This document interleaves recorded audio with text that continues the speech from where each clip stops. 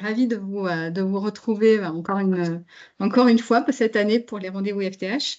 Alors, un webinaire un petit peu particulier. Alors, peut-être pour certains d'entre vous, il va s'inscrire dans une démarche qui leur rappellera peut-être des bons souvenirs, j'espère. C'est vrai que pour la plupart d'entre vous, je pense que vous savez que la veille, c'est une activité qui est au cœur de l'IFTH. Il y a encore quelques années, on organisait régulièrement des rendez-vous, des clubs de veille pour partager tout ce qui est grandes tendances autour de l'innovation, des brevets, etc. Et l'offre évoluant, le contexte évoluant, ça s'était un petit peu arrêté.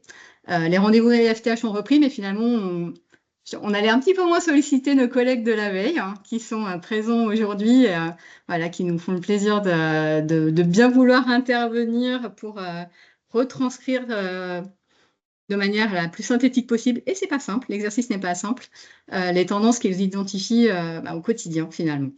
Donc, on a 2 experts en intelligence stratégique aujourd'hui. Donc, Thierry Châtelain, que vous devez connaître pour certains, qui œuvrait déjà à l'époque, donc je le disais, de ces clubs de veille. Et puis Yacine Poukela, qui nous a rejoint il y a quelques temps maintenant. Et donc, on va passer 1 heure ensemble sur, on va dire, les grandes tendances innovantes, qu'on peut, en tout cas les marqueurs de ces tendances qu'on peut identifier en début d'année. On fera un point sur les brevets. Ça, c'est quelque chose qu'on ne fait plus depuis un petit moment, en tout cas qu'on ne transfère plus. Et puis, les grandes tendances économiques, puisqu'évidemment, la géopolitique est au cœur de notre secteur. Donc, voilà. L'objectif, c'est toujours le même dans les rendez-vous FTH, c'est vous permettre d'avoir le minimum d'informations pour anticiper, nourrir la réflexion. Et puis, donc, on fera de manière habituelle les questions. On traitera les questions en fin d'intervention, mais n'hésitez pas à les noter dans le chat tout le long de l'intervention, comme ça on pourra les traiter comme il le faut à la fin. Et je vais vous laisser la parole. Donc, vas-y Thierry, je te laisse commencer. Voilà. Bonjour à toutes et à tous. Alors effectivement, on pourrait rajouter que la veille, quelque part, a été masquée par le Covid, voilà, sans jeu de mots. Donc on est ici, on vient vous présenter un petit peu ce qu'on fait au service veille, enfin intelligence stratégique au sein de l'Institut. Donc effectivement, on est dans un monde où les choses bougent énormément, très vite. Et c'est aussi une vérité pour le secteur textile mode habillement. Et on peut dire que toutes les matières, les technologies vont influencer l'évolution de ce secteur, de cette filière, mais vont également être influencées par tout un contexte très compliqué qui change en permanence. Donc à travers les réglementations, les tensions commerciales et géopolitiques, les stratégies. Et ce qu'on vous propose, c'est de vous aider, de vous accompagner pour anticiper, pour vous positionner, pour innover, pour décider. Et on va voir effectivement comment aborder des signaux clés sur l'innovation et puis la conjoncture de la filière. Passer au slide suivant. Donc là, on se propose de faire un petit focus sur l'un de nos produits qui s'appelle le bulletin de veille. Donc on a dans nos réseaux perspectives qui est l'une de nos prestations. On propose effectivement tous les 2 mois un bulletin de veille qui va indexer, disons, des informations que l'on rentre au quotidien dans une base qui s'appelle l'espace info veille. Donc, on va aborder une introduction générale, décliner quelques éléments autour des tendances technologiques sur ce début d'année 2025. Et puis, on abordera effectivement un panorama brevet et puis tout ce qui est conjoncture économique et enjeux géopolitiques. Et on finira par présenter nos offres veille. Donc voilà, les tendances en bref, c'est un extrait de ce bulletin bimensuel. Et puis donc, on va voir là voilà, ce qu'on a retenu en gros. Voilà, on a un sujet sur l'élastane avec des éléments par rapport au progrès réalisé sur le recyclage. On a aussi des alternatives biosourcées qui sont intéressantes à surveiller. On a des éléments sur les derniers développements en termes de recyclage dans la filière des textiles mode habillement. On abordera aussi tout ce qui est gestion des PFAS et solutions alternatives. Donc, c'est un sujet qui est fortement d'actualité. Et puis, 2 éléments dans notre catégorie Smart, donc tout ce qui est biomimétisme avec 2 items sur le confort et le camouflage. Je tiens juste à préciser que du coup, ce qu'on a fait ici, c'est vraiment une sélection des tendances qui nous paraissent les plus, déjà des tendances et des informations qui nous paraissent les plus pertinentes. Voilà, le contenu du bulletin, il est beaucoup plus, il va être beaucoup plus large, mais effectivement, en 1 heure, on n'aurait pas eu le temps de tout présenter ici. Alors, premier volet sur l'élastane. Donc, voilà, on va dérouler quelques slides. Mhm. Donc, voilà ce qu'on a souhaité vous mettre en avant. C'est un sujet sur, disons, une équipe chinoise qui a fait un état de l'art quelque part sur les différentes techniques de recyclage de l'élastane, parce qu'en fait, l'élastane, effectivement, c'est une matière qui est quelque part minoritaire dans différents articles, notamment en habillement, et qui permet de développer des fonctionnalités intéressantes au niveau déformabilité, confort, etc. Donc le problème, c'est que maintenant, on aborde des questions assez sensibles telles que le recyclage des matériaux usagés, donc des vêtements en fin de vie, par exemple. Et dès qu'il y a une proportion d'élastane, ça met un petit peu le hic dans les rouages. Et puis donc, il s'agit de trouver des solutions pour essayer soit de se débarrasser de cette matière, soit d'essayer de la valoriser. Donc, on a un certain nombre de techniques, physiques, chimiques, thermiques, biologiques ou hybrides, qui sont développées de par le monde. Et cette étude chinoise propose effectivement une méthode de dissolution physique qui serait la plus rentable, la plus simple, la plus prometteuse pour effectivement s'engager dans une voie durable de l'élastane recyclé. On a ensuite une autre donnée sur Aquafil, donc un acteur italien très très connu, très renommé pour les matières synthétiques.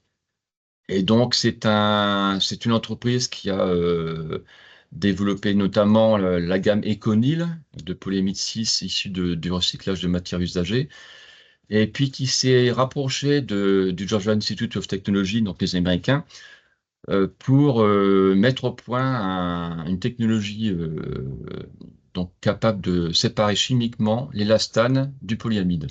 Donc ça peut s'adresser à un certain nombre de produits qu'on trouve notamment dans les vêtements de sport.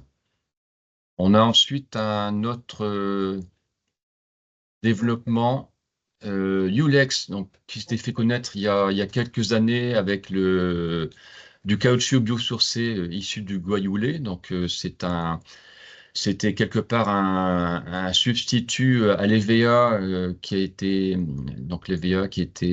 cultivé en Asie et qui était sujet à des problèmes avec l'attaque d'un champignon.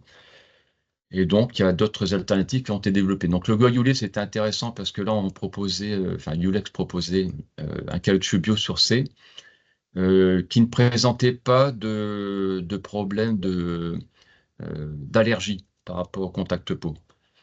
Et là, ils viennent de développer donc une nouvelle fibre extensible qui s'appelle la Ulastic, 100% végétale, et qui serait quelque part une alternative intéressante par rapport à l'élastane trop sourcée. Donc c'est une matière biodégradable, renouvelable, et qui présenterait, donc à vérifier, mais qui présenterait sur le papier des performances comparables, voire supérieures par rapport aux élastanes conventionnels. Donc on a ensuite un volet recyclage un peu plus conséquent, avec en entrée, voilà, des études un peu généralistes qui vont identifier des paramètres pour faire progresser le recyclage des déchets textiles. C'est vrai que ça pose pas mal de problèmes. On voit actuellement qu'il y a des acteurs du recyclage dans le monde qui sont confrontés à des problématiques de qualité de produits à traiter avec la fast fashion ou bien l'ultra fast fashion. Et donc, il y a des acteurs qui sont confrontés à des problèmes financiers.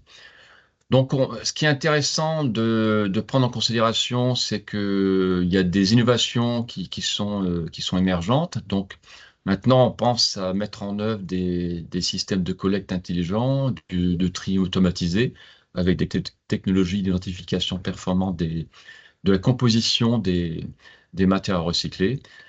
Et donc, on peut adopter différentes techniques mécaniques, chimiques, biologiques. On a aussi un autre élément comparable avec une étude italienne qui, là, s'est attelé à mettre en perspective, disons, un certain nombre de publications sur une période assez longue, 2015-2024, et voir comment on peut innover pour rendre la production textile plus éco-durable et donc tendre vers une économie circulaire du secteur. Donc les stratégies clés qui sont mises en avant, c'est la numérisation, bien la digitalisation, côté britannique, les matériaux respectueux l'environnement. Donc là, c'est aussi un aspect intéressant à jouer avec des règles à respecter. Une conception plus intelligente des produits, donc en amont pour limiter, restreindre les problématiques qui vont survenir en fin de vie. Et puis une meilleure valorisation des déchets, à l'intérieur comme à l'extérieur de l'industrie textile. Ensuite, on a voilà, un projet suédois qui a publié là, donc, en janvier 2025 un petit focus sur 6 entreprises européennes qui sont spécialisées dans le recyclage textile fibre à fibre. Alors, ce qui est intéressant, c'est que ce projet va cartographier les niveaux de maturité technologique, donc le fameux TRL, le commercial, consommateur de ces entreprises de recyclage.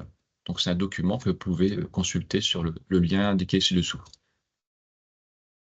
On a ensuite, voilà, un petit sous-volet sur la fibre de carbone, Fibre de carbone. fibre hautement stratégique pour différents segments applicatifs. Et donc là, par exemple, bon, on parle souvent effectivement de déchets générés par les éoliennes ou les matériaux composites issus de l'aéronautique ou bien de certains véhicules. Donc, sachez par exemple, il y a l'entreprise britannique Gen2Carbon qui développe depuis 2004 une technologie de thermolyse continue qui permet effectivement de traiter efficacement ces déchets de matériaux composites renforcés de fibres de carbone pour développer effectivement de nouvelles voies de valorisation de ces matières. Donc, toujours dans les fibres de carbone, donc ici, on a 2 acteurs français, Epsilon Composite et Nova Carbone,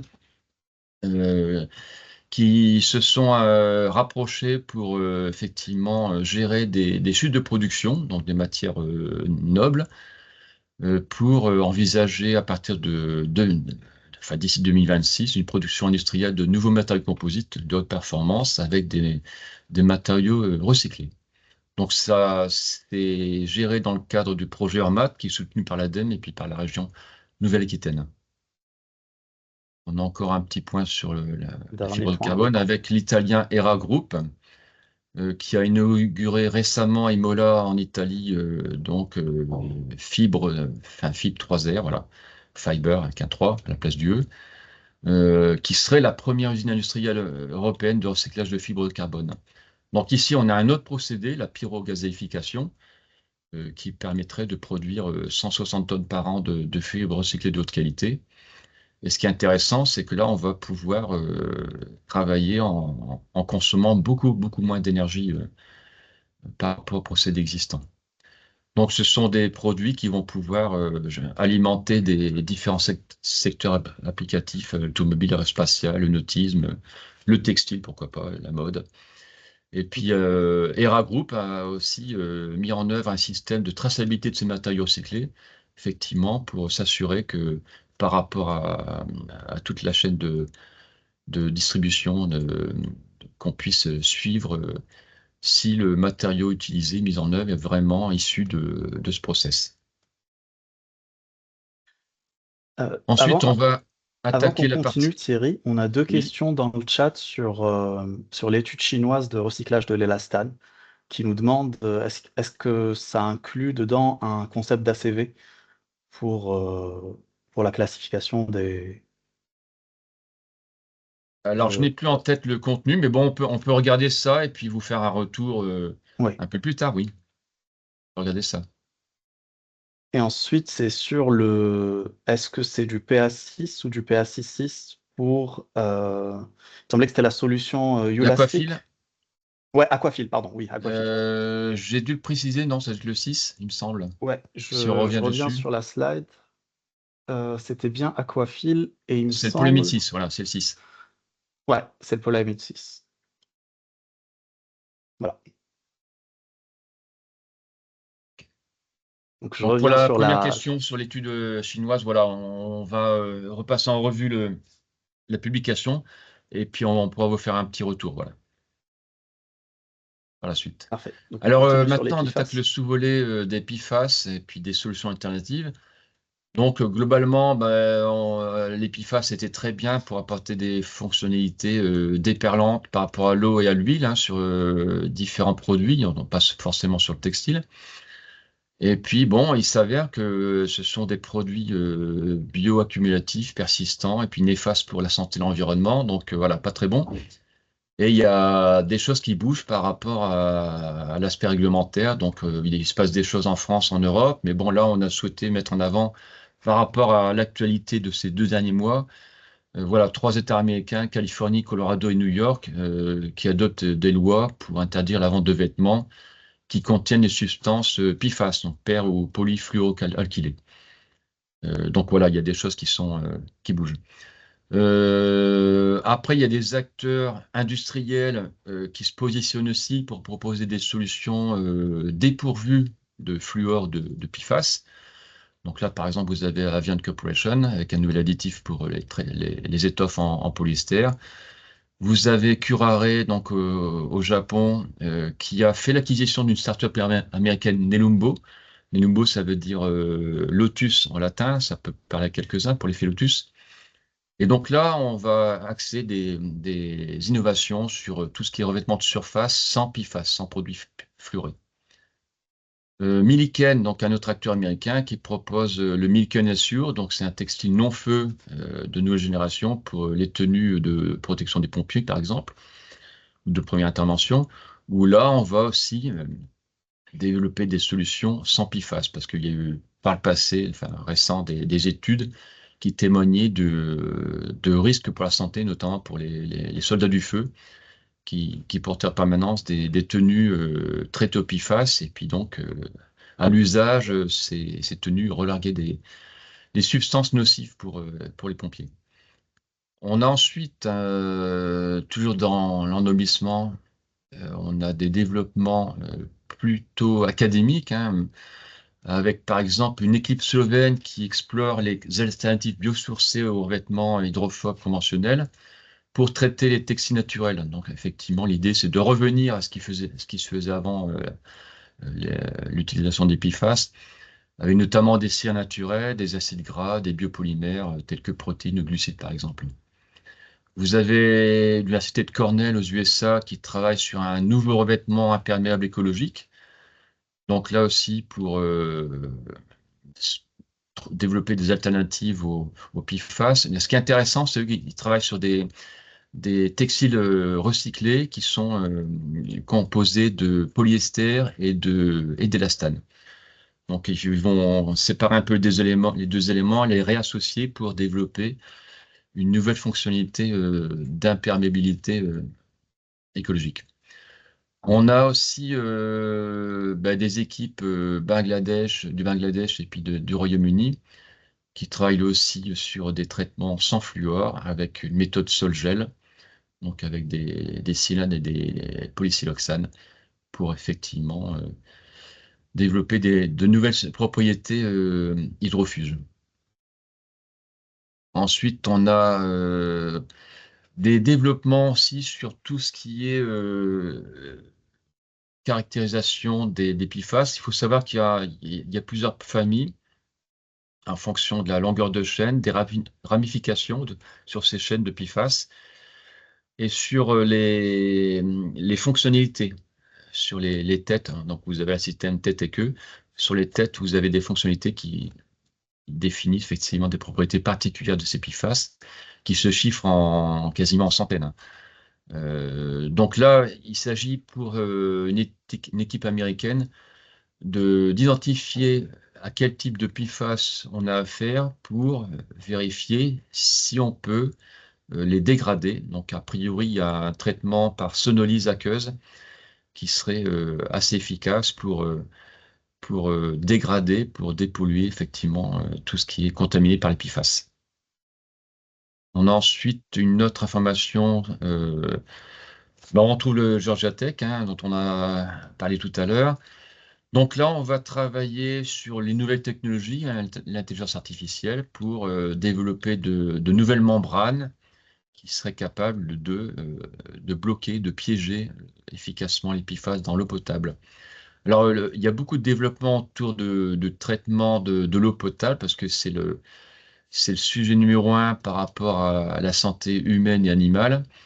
Mais sinon, il faut savoir qu'il y a aussi des développements qui peuvent être étendus à tous les secteurs qui vont utiliser de l'eau. Je pense notamment à l'agriculture, mais également le secteur ennoblissement textile, par exemple, hein. Donc là, les PFAS, donc on a des matières hydrophobes, donc qui vont gêner effectivement tous les processus de, de teinture, d'impression, d'ennoblissement des matières textiles. Donc il va falloir s'en débarrasser. Ensuite, on va finir avec une rubrique biomimétisme avec deux informations. Voilà. Donc ici, on a des Chinois qui se sont inspirés de ce qu'ils ont croisé dans la nature. Donc, on a eu par le passé l'occasion d'identifier effectivement des concepts un peu similaires.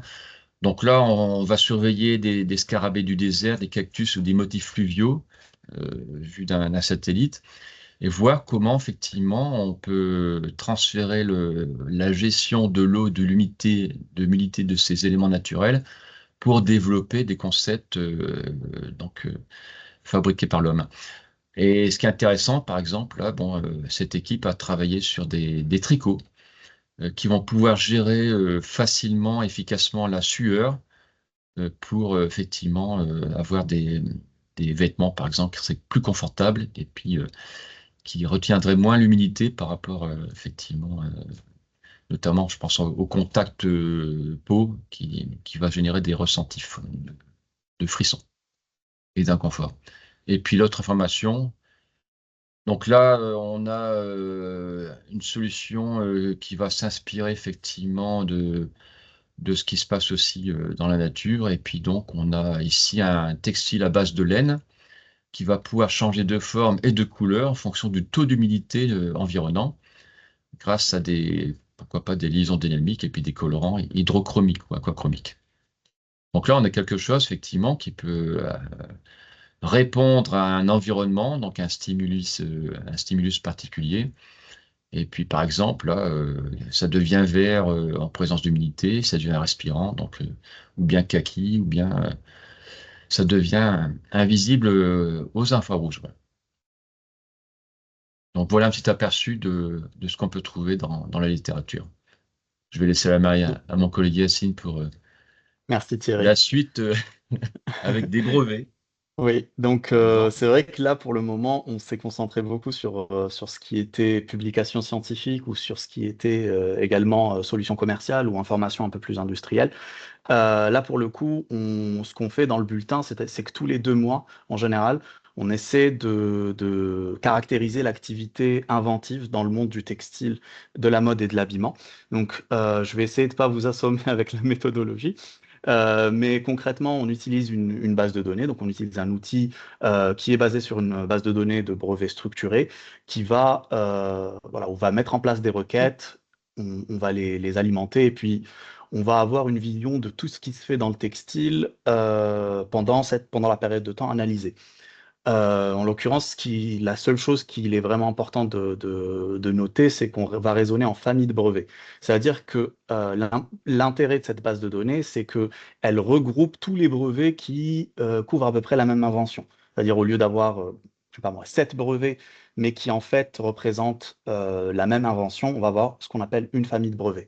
Donc voilà. Donc au final, quand on regarde sur la date d'analyse, on se retrouve avec 446 nouvelles familles identifiées dans ce qu'on a défini comme le secteur textile, mode, habillement. Donc je vais vous montrer un peu plus ce que ça veut dire, textile, mode, habillement. Donc là, on se base sur ce qu'on appelle les codes CIB, donc c'est les codes de classification internationaux des brevets. En l'occurrence, ça va être, donc on voit par exemple pour A41, c'est les vêtements. A61, ça va être médical. On parle bien sûr de textile à usage médical. On parle de fibres, on parle de fils, etc. Donc si on fait une première analyse statistique de la répartition des brevets, encore une fois sur la période mars-avril 2025, on se retrouve avec une répartition voilà, qui ressemble à peu près à ça, les 446 familles elles se divisent de cette manière-là, sachant que certaines peuvent être sur 2 familles en même temps. On peut avoir un textile qui soit à la fois euh, un procédé de tissage, mais avec des applications médicales. Donc c'est pour ça qu'on ne va pas forcément se retrouver sur 446 en additionnant tout ça.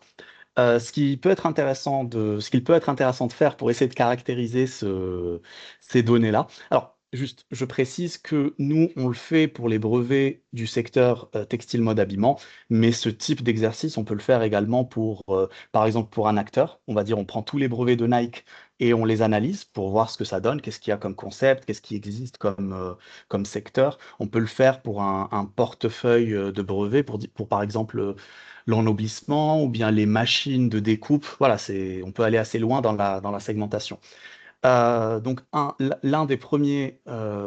l'une des premières données qu'on cherche à obtenir, c'est quels sont les concepts. On fait une analyse textuelle et on essaie de comprendre quels sont les concepts les plus récurrents dans notre portefeuille. Et bon, on a des choses qui vont pas trop nous surprendre. Clothing, par exemple. Oui, bon, on parle de textile, on parle de vêtements, c'est logique. Par contre, des fois, on a des petites informations de type breathability, donc respirabilité. On a aussi des notions de confort, on a des notions de retardateur de flamme. Et là, ça nous donne un peu plus d'indices sur les sujets spécifiques qui sont traités. Donc, on disait qu'on pouvait faire la segmentation par secteur, mais on peut aussi la faire par pays. Et là, par exemple, les brevets qu'on a identifiés, on peut aussi essayer de voir dans quel pays est-ce qu'ils sont protégés. Quel pays, en tout cas, ces familles couvrent-elles? Et ça nous donne une indication sur la localisation des marchés concurrents. Par exemple, on voit que 200 des 400 brevets sont protégés aux États-Unis. Donc on part du principe que c'est un marché assez important, qu'il est assez important de protéger. Par contre, au Brésil, voilà, la couverture ne va pas s'étendre jusque-là. Je rappelle juste que le brevet, en général, il va dépendre de l'office où on le dépose. Là, on peut demander la protection pour un pays, on peut demander la protection dans plusieurs pays différents, on peut demander la protection en Europe, et d'où le chiffre qu'on a ici en dessous, les 256, et on peut demander la protection, alors je simplifie, mais dans le monde. Et là, 271 de ces brevets sont protégés au niveau mondial. Donc on va voir un peu plus tard en France à quoi ça ressemble, mais déjà ça nous donne une bonne information de de quoi est-ce qu'on peut s'inspirer sans problème si notre marché est en Occident, par exemple, et de quoi est-ce qu'on peut, enfin voilà, où est-ce qu'il faut faire attention, qu'est-ce qu'il faut contourner, une idée de stratégie en tout cas. Euh, Ensuite, donc ce graphe, ça représente les acteurs, donc les déposants les plus prolifiques qu'on a dans notre échantillon. Certains qui nous étonnent pas, on les voit tous les 2 mois, on les retrouve. Epson, par exemple. Euh, donc Epson, ça va être un acteur qu'on Impression. retrouve régulièrement dans comment dire, nos échantillons. Et puis ça nous permet de voir quels acteurs ont plutôt une activité inventive sur la période. Là, par exemple, je sais qu'on a Decathlon dans la liste, on a Boeing. Voilà, de manière générale, il me semble, Thierry, c'est des acteurs qu'on voit assez régulièrement. C'est des acteurs qui ont tendance à être plutôt prolifiques de manière générale. Tout à fait. Donc Oui, pardon, Et Thierry? là, tout à fait, non, c'est exactement ça. Seiko Epson, par exemple, c'était un acteur très important pour la partie impression. C'est ça. Mais C'est après, absolument ça. on trouve des technologies, on trouve des applications. Decathlon, ça va être des solutions inventives pour des applications sportives. Voilà. Voilà, et sachant que nous, on peut ensuite aller dans le détail, c'est-à-dire qu'on peut aller regarder, ah bah tiens, c'est quoi les brevets de Decathlon, c'est quoi les brevets de Boeing, et cliquer dessus et voir la liste de brevets qui ont été déposés. D'ailleurs, c'est ce qu'on a fait pour les acteurs français. On regarde toujours d'un peu plus près ce que font nos compatriotes. Et là, donc, alors la classification, elle est différente. Bon, c'est pas extrêmement, le visuel n'est pas représentatif parce qu'on a un brevet à chaque fois, sauf pour Decathlon qui ont 2 brevets sur la période. Mais on retrouve également des acteurs qu'on connaît, type Pisco, on a le CEA, on a Safran, on a des universités aussi qui déposent aussi des brevets. Donc, pour aller un peu plus en détail sur les brevets français, donc ce que j'expliquais tout à l'heure sur la couverture géographique, sur les 26 inventions qui couvrent la France, on va en avoir 10 qui seront exclusivement pour le territoire France, 16 qui couvrent le monde entier, dont la France, et 10 qui vont couvrir la France et l'Europe. En faisant un peu une analyse textuelle du portefeuille, on obtient cette jolie roue bien colorée sur le côté qui nous renseigne un peu sur les thématiques les plus, enfin, voilà, les plus récurrentes. En tout cas, donc, ici, on va avoir de tricotage. Ici, on va avoir des fibres pour les composites, notamment des fibres de lin, etc. Et si on regarde, donc là, on a sélectionné une liste de brevets, donc c'est des acteurs qu'on connaît. On disait donc Decathlon, Bisco, c'est une start-up qui développe, voilà, qui développe des fibres à partir de byssus de moule. Wounded Woman, c'est pareil, enfin, non, pas pareil, du coup, c'est des, il me semble, c'est des Sous-vêtements, sous-vêtements ouais. cicatrisants, c'est ça? Pour Pour, masquer les cicatrices. pour masquer les cicatrices, voilà. Donc, je vais aller peut-être un peu plus. Donc, bon, chaque mois, on fait cet exercice d'essayer de sélectionner les brevets les plus pertinents. Et ici, donc, je reviens un peu sur ce que disait Thierry tout à l'heure sur le recyclage de l'élastane. On a l'ICRA, l'entreprise l'ICRA, qui dépose également des brevets sur les procédés de recyclage de l'élastane. Ici, il me semble que le principe, c'est un recyclage en voie solvant à partir de spandex post-consommation. Ouais, là, Donc, en l'occurrence, on va privilégier donc l'élastane, effectivement, c'est une chaîne polymère constituée de plusieurs motifs, et puis on va privilégier un des motifs qui sera facile à recycler et qui sera facilement réutilisable. Donc du coup, voilà, c'est l'ICRA effectivement qui va, disons, qui va s'efforcer de développer une filière, disons, éco-circulaire de sa matière. voilà.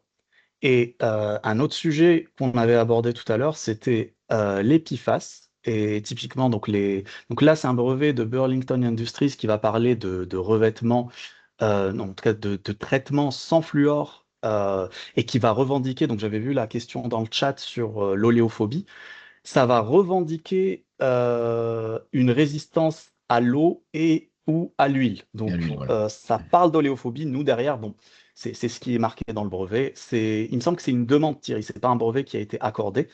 Donc, on en est encore au stade de publication pour le moment, c'est-à-dire que l'Office, il n'a pas encore fait d'études d'antériorité, etc. Donc, à part dire, c'est ce qu'il revendique, nous, derrière, on ne peut pas trop se prononcer dessus. Mais disons que là, on a un acteur des vêtements de protection, donc notamment américain, qui se positionne aussi par rapport à la demande de solutions sans PFAS, quoi. Voilà. Du coup, ça, c'était pour la partie brevet. Je vais passer à la partie économique. Donc, comme le disait tout à l'heure Thierry pendant l'introduction, tout ce qui va être évolution technologique, ça va être pertinent, mais on sait qu'il y a d'autres forces qui vont avoir un impact sur l'innovation.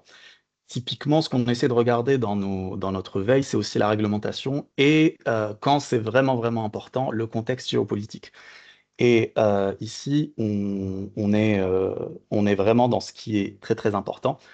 Ce qu'on va aborder, c'est les droits de douane sur les importations américaines, donc le climat commercial actuel, l'impact que ça va avoir sur les chaînes de valeur, notamment des chaînes de valeur qui sont mondialisées comme celle du textile, les opportunités que ça représente, l'impact que ça a sur le marché américain de l'ennoblissement. Alors pourquoi le marché américain de l'ennoblissement? Parce que c'est ce qu'on a, en fait, on a un rapport qui a été publié qui a été publié pendant la période d'analyse qui va dans le détail. Peut-être que ça, c'est le genre de choses où on va trouver autre chose. Voilà, le bulletin suivant, il y aura une autre information qui sera pertinente à ce moment-là. On essaie de rester dans l'actualité sans aller vraiment dans le détail, on essaie de rester dans l'actualité de ce qui se passe sur cette période. Et on va parler aussi d'évolution des prix. Donc, je vois que l'heure tourne, je vais essayer d'aller un peu vite. Typiquement, Non, ça va, donc, ça va, ça va. ça Pas de va? stress. Ouais. Pas de stress, parfait. Donc, les taxes douanières, ce qui s'est passé, c'est qu'en 2025, l'administration américaine a annoncé qu'il y aurait des taxes sur les importations donc entrantes aux États-Unis. Donc les taxes, elles sont à plusieurs niveaux. Donc on va avoir une taxe de base pour tous les pays, plus une taxe supplémentaire selon la zone géographique et selon le secteur. Donc je vais en parler un peu plus en détail plus tard, mais on peut le voir sur le graphe ici. La majorité des pays, dont l'Union européenne, ont aujourd'hui une taxe de base de 10%. C'est-à-dire pour exporter aux États-Unis, il faut payer 10% de taxes douanières. La Chine, ça va être 30%, le Canada et le Mexique, ça va être 25%. Donc cette stratégie, elle vise à ramener la production aux États-Unis à long terme. L'impact à court terme, c'est que ça va rendre plus cher. On va dire ça va se répercuter sur les coûts et mécaniquement sur les prix. Surtout que cette politique, elle va mener à ce qu'on appelle on va dire des réponses de divers partenaires commerciaux. Pour donner un exemple, si les États-Unis décident de taxer les importations en provenance de Chine, la Chine va répondre en taxant les importations qui viennent des États-Unis. Et petit à petit, voilà, ça va augmenter à chaque fois et ça va rajouter de nouvelles contraintes sur le commerce. Donc à court terme, on a des perturbations sur les marchés financiers. On sait que la capitalisation des marques comme Lululemon, Nike, Ralph Lauren, elles ont donc la capitalisation a baissé, la valeur en bourse de ces entreprises a fondu parce que les investisseurs anticipent qu'il va y avoir une hausse sur les coûts. Et c'est plus ou moins ça, c'est plus ou moins vrai, sachant que ces entreprises produisent par exemple en Chine, donc mécaniquement leurs coûts vont être élevés. Le coût des matières premières va être plus élevé, etc. Et donc le profit va se réduire. Un autre effet qui est un peu plus, on va dire un peu plus complexe à modéliser, c'est l'incertitude. C'est-à-dire qu'aujourd'hui, comme les négociations sont en cours, on a beaucoup d'allers-retours, voilà, pour donner un exemple, il y a une taxe de 50% sur les importations venant de l'Union européenne était prévue pour juin, mais finalement, elles ont été mises en pause jusqu'à juillet. Donc, comme on a ce genre comment dire, d'incertitude, ça va réduire les investissements. Et donc, par exemple, les entreprises qui devaient investir dans des machines, qui devaient investir dans, je sais pas moi, de l'innovation, elles vont attendre que la poussière retombe pour décider plus sereinement, donc pour pouvoir se projeter plus sereinement à long terme. Un élément notable, c'est que quand on regarde le détail de ce qui va être taxé, on a une dérogation pour les EPI, donc pour les équipements de protection individuels. Pardon. Donc, ça peut être assez intéressant au vu voilà, au vu des marchés français et du textile technique, par exemple. On n'a pas vraiment d'informations sur le textile. On sait que c'est pas une cible. En tout cas, l'administration américaine s'est prononcée pour dire que c'était pas une cible directe. Mais on sait que si la chimie est ciblée, si l'automobile est ciblée, si d'autres marchés connexes sont ciblés, ça aura quand même un impact sur l'industrie textile, mode, habillement. Et du coup, pour parler de choses un peu plus positives, ce type de politique, ça va créer des opportunités au niveau des initiatives régionales. Alors, je vais en citer une alors, c'est pas né suite à cette actualité en particulier, mais le rapprochement entre Ratex et la Fédération tunisienne du textile et de l'habillement pour créer un bassin de production local, pour renforcer les liens locaux. Ça va être, on va dire, ce genre d'initiatives vont prendre plus de sens dans un monde où ce type de politique commerciale existe, où il y a où on va avoir des pressions sur le commerce international longue distance. C'est pas les seuls, voilà, ça va pas être les seules régions qui vont être privilégiées. En regardant à peu près l'avis des analystes, la Turquie, le Maroc et la Tunisie, on pense que ça va être, comme c'est zones qui ont une bonne production textile, c'est des zones qui vont être avantagées par rapport à la Chine, par exemple l'Inde, le Bangladesh, etc. Voilà, c'était le point commerce international. Pour donner un petit exemple un peu plus concret sur un impact direct sur un marché américain, on a des stats, donc je disais, c'est une publication de WTIN sur le marché de l'ennoblissement américain. Donc, ce qui est déjà intéressant, c'est d'avoir des volumes. Donc, nous, on essaie d'avoir ces données et de les mettre dans nos rapports ou dans nos études dans notre veille, dans nos études dès qu'on peut, parce que voilà, ça peut être important si on doit décider d'un investissement ou pour avoir de l'information, tout simplement. On voit que les colorants qui sont importés aux États-Unis viennent majoritairement de Chine. On a 93,3 millions de dollars de valeur sur ces colorants, dont 1 million de colorants réactifs. Pareil pour les textiles destinés à l'ennoblissement, la plus grosse part en valeur, ça va être les fibres de coton. Et on va avoir voilà, beaucoup moins, donc on est à 34 millions vs 5 millions pour ce qui est fibres synthétiques. Un autre point intéressant à montrer, c'est que au final, ce type de politique, ça va aussi avoir un impact. Donc, ça va avoir un impact sur les entreprises américaines qui exportent des textiles vers le Mexique et le Canada. Et là, on sait qu'une partie des textiles que les Américains, que les USA, donc les États-Unis exportent vers le Mexique et le Canada, sont des textiles qui sont destinés à l'ennoblissement, qui reviennent ensuite sur le territoire américain. Donc ça, ce que je disais tout à l'heure, ça va mécaniquement augmenter les coûts. Dernière information qui figure régulièrement dans nos bulletins. Ici, c'est les indices de prix des matières premières. Donc à gauche, complètement, c'est les matières premières qui servent à créer les fibres chimiques. Au milieu, c'est les prix des fibres chimiques en elles-mêmes. Donc, on a différents graphes dépendant de si c'est des fibres de polyester qui viennent d'Inde, ça va être en bleu. Si ça vient de Chine, ça va être en jaune ici. Donc, on essaie de se tenir au courant des évolutions économiques. Donc, pour le moment, bon, ça reste relativement stable. On voit une baisse depuis début 2025, mais ça reste relativement stable sur les marchés de manière générale. Et totalement à droite, on a ce qui est indice de prix du coton. Je pense que j'ai essayé de ne pas endormir tout le monde. J'espère que voilà, ça a été assez clair. Ce qu'on va faire maintenant, c'est qu'on va peut-être passer à la partie. Du coup, tout ça, tout ce qu'on vient de vous présenter aujourd'hui, ça fait partie de ce qu'on propose dans le cadre de nos prestations. Typiquement du bulletin de veille, qui est un livrable qu'on fournit tous les 2 mois et qui contient donc ce type de synthèse, plus, en général, Thierry, on est entre 60 et 80 pages d'informations, beaucoup plus Oui, détaillées, on va oui, plus loin. Ouais. à peu près. Donc, je te laisse reprendre la main, du coup. Voilà. Donc là, on a un petit focus sur effectivement ce qu'on appelle les réseaux perspectives, donc avec un bulletin de veille et puis pas mal d'items. Donc là, par exemple, vous avez un abonnement annuel qui va comprendre 6 bulletins, donc un bulletin tous les 2 mois, avec une veille personnalisée, c'est-à-dire qu'on va pouvoir vous paramétrer des accès personnalisés, ciblés ou généralistes pour vous faire suivre des informations quasiment au quotidien sur un sujet qui vous tient à cœur. Vous avez aussi possibilité d'avoir donc là une veille personnalisée sur les brevets. Donc là, c'est dans le cadre de cet outil. Donc là, c'est une prestation mutualisée, c'est-à-dire qu'on va travailler, on va vous faire suivre de l'information pour l'ensemble des membres des réseaux perspectives.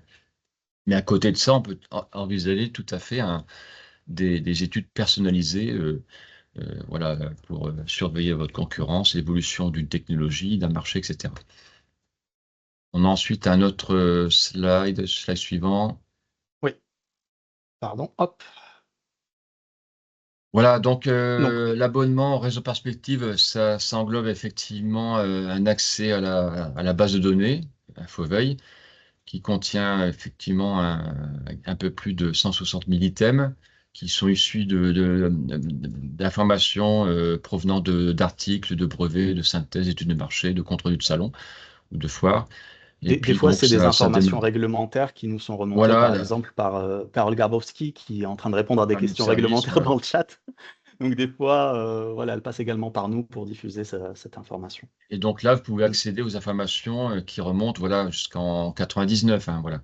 Donc il y a des choses très récentes, on essaie de suivre ça au fil de l'eau. Mais après, il est intéressant aussi, comme c'est quand même un service de veille, de voir ce qui se faisait il y a X années et pourquoi pas de suivre l'évolution dans un domaine donné. Et Donc simultané, oui, ce que j'aimerais quand même préciser, c'est que tout ce qu'on met sur la base de données est trié à la main. Ce que ça veut dire, c'est que ce qu'on essaie de faire, c'est de pas noyer. Enfin, on se rend bien compte ces dernières années avec l'intelligence artificielle que la quantité trouver l'information, c'est pas le souci, c'est plus la trier. Il faut que quelqu'un s'occupe de trier et d'analyser ce flux d'informations pour en faire des données actionnables, des choses qui nous permettent de prendre des décisions rapidement. Et c'est pour ça que c'est important pour nous de garder ce côté semi-automatisé, on va dire. Donc, cette partie à la main, cette non, partie en fait, analyse. oui, Ouais. l'identification des informations pertinentes, donc c'est élaboré effectivement par nous-mêmes, hein, Yacine et moi.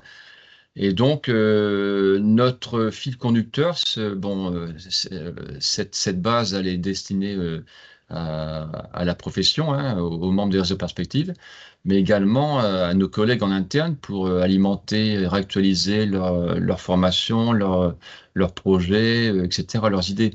Et donc, on aiguillonne notre choix par rapport au centre d'intérêt soit des membres des réseaux perspectives. Donc, s'il y a des acteurs du secteur médical, bon, on va essayer de surveiller un peu plus le médical. S'il y a des acteurs de l'aéronautique, on va surveiller ce qui se passe dans l'aéronautique, etc. Et voilà, c'est un Donc, feedback par rapport à l'environnement de nos partenaires, hein. Quelque part, c'est un partenariat, que ce soit nos collègues ou bien nos membres. et du coup, ce qu'on a également, c'est une offre qui se concentre uniquement sur les 6 bulletins de veille. Donc, voilà, la synthèse de ce qu'on vient de faire.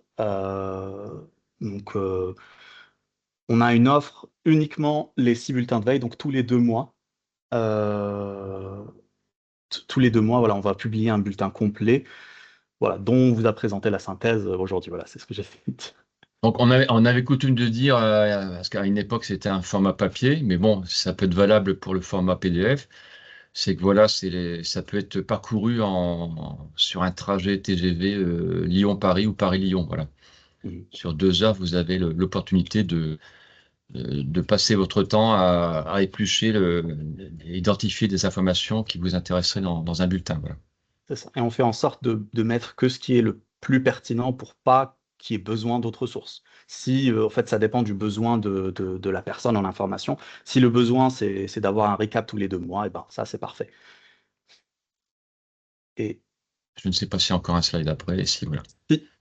Donc, Nathalie, je ne sais pas si Nathalie est toujours avec nous dans le chat et si elle aimerait présenter cette Cette partie, nouvelle offre, hein. cette nouvelle offre. Oui, oui, je suis toujours là. Attends. Voilà.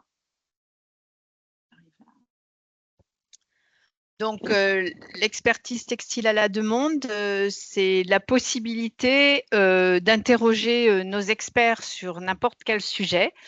Quand ça vous arrange. Donc, 1 heure de conversation avec nos experts, c'est 250 €, mais on a aussi des forfaits par entreprise qui sont avec un prix dégressif. Comment ça fonctionne? Vous envoyez un mail au service commercial avec votre question, nous identifions le bon expert, nous le contactons, nous vous proposons 3 possibilités de rendez-vous, vous prenez rendez-vous avec l'expert et le temps passé sera donc déduit de votre abonnement.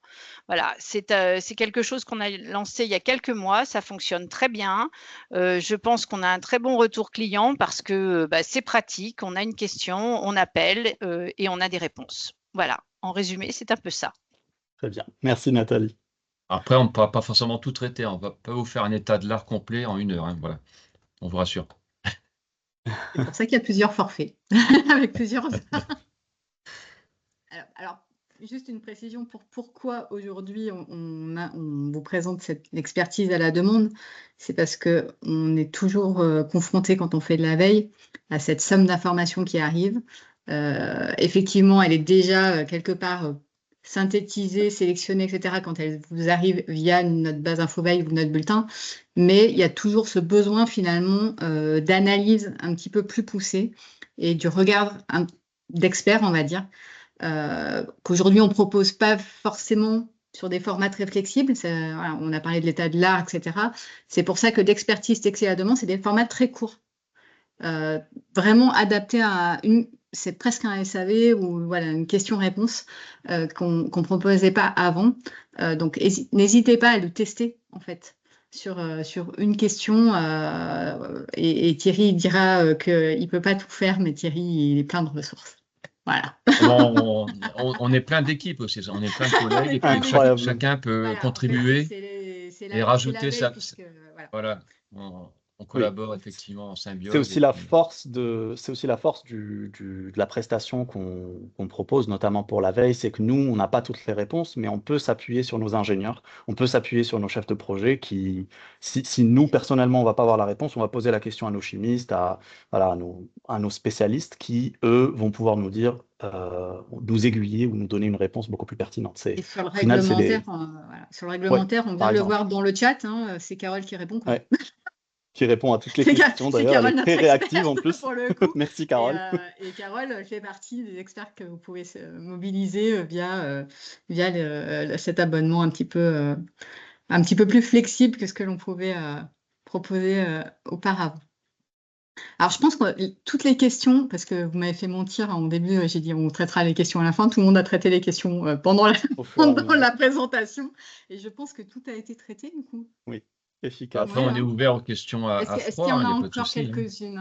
Exactement, s'il y en a d'autres. N'hésitez pas. A priori, vous avez été clair. Personne dans le. Ah. Merci à vous d'être là, d'avoir écouté. Moi, je voudrais, alors à titre entre guillemets personnel, mais je vais rebondir sur ce que disait Yacine par rapport à l'intelligence artificielle. Nous, on intègre l'IA, on apprend avec tout le monde à apprivoiser ces outils.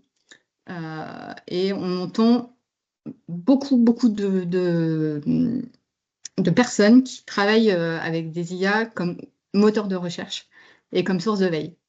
Et nous, ça nous interpelle un petit peu. Alors pour ne pas la citer, l'IA, une question à laquelle, alors c'est souvent ChatGPT, mais ça peut être des Mistral, ça peut être Claude, ça peut être Perplexity. S'il y en a une éventuellement à utiliser comme moteur de recherche, c'est Perplexity. Les autres ne sont pas structurés pour ça, en fait. Oui. Voilà. Et ce qu'on voit aujourd'hui, quand on fait une recherche sur un ChatGPT, en l'occurrence sur des sujets un tout petit peu techniques, la réponse, elle est soit incomplète, soit fausse. Et là, c'est un petit peu plus grave déjà. Surtout, si jamais vous les utilisez de plus en plus, n'hésitez pas à les challenger. C'est-à-dire que quand il vous donne une source, quand il vous donne une donnée, demandez la source. Vous allez voir que la plupart du temps, aujourd'hui, à l'heure actuelle, ChatGPT ne peut pas vous donner une source, par exemple, sur un pourcentage, une étude. Donc, c'est vraiment ça qu'il faut aller challenger. Ouais. L'IA, c'est un outil. En fait, c'est un véritable outil. La puissance de calcul, quelque part, elle est phénoménale, mais c'est un outil parmi tant d'autres. Et la pertinence de la veille, c'est pouvoir confronter toutes ces sources issues de plusieurs outils. Juste pour rebondir sur cette histoire de ChatGPT, effectivement, ChatGPT n'est pas un moteur de recherche, c'est un LLM, c'est un Large Language Model. Ce qui veut dire que son travail, c'est juste de prédire le prochain mot. C'est de prédire, il utilise des probabilités pour dire, voici le mot le plus pertinent à afficher. Et c'est pour ça qu'on dit que l'IA bullshit, elle va inventer des références, elle va inventer des informations qui n'existent pas, parce qu'elle va juste écrire ce qui est le plus probable. Donc, comme tu disais, Nadège, ça sert beaucoup pour la structuration de données, pour la structuration de texte, etc. Mais pour faire des recherches, tout de suite, on peut se retrouver sur des choses qui sont moins pertinentes, ou peut-être des choses qui sont aberrantes. Ouais, Donc il faut faire attention. Il faut avoir un œil critique sur leur utilisation. Ouais. Ce sont des outils, des agents, effectivement, qui peuvent être intéressants, mais il faut les entraîner, il faut les éduquer, et puis ça peut prendre du temps. Oui. Mais moi, je verrais très bien un prochain sujet de rendez-vous IFTH. Pourquoi pas là-dessus. J'achète. Je prends. Surtout qu'on a des équipes dédiées. Effectivement. De toute façon, c'est le sens de l'histoire. Après, c'est qu'est-ce qu'on en fait, comment on s'en sert. Et donc, il ne faut pas... encore une fois, hein, je pense que la pertinence de la veille, elle est vraiment basée sur le fait qu'on a plusieurs regards, plusieurs outils, plusieurs expériences, et que tout ça est confronté, et que c'est ça qui fait naître une information. De plusieurs données, on va faire naître une information. Et c'est le travail de mes collègues au quotidien. Et l'être humain reste incontournable.